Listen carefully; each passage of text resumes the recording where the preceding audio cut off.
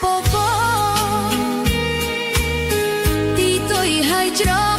រកចំណៃព្រៃធំភ្នំខ្ពស់ស្មៅលាស់ត្រួយខ្ចីចិត្តអនអាឡ័យថ្ងៃយើងជួបគ្នា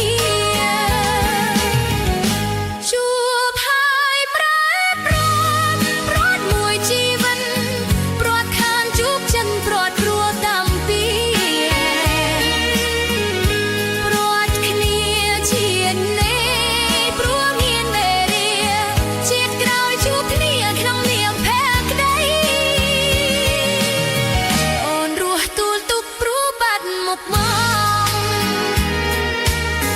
រស់ខ្វះបង្គំត្រនំនិស័យរូបរស់មែនពិនចិត្តអណ្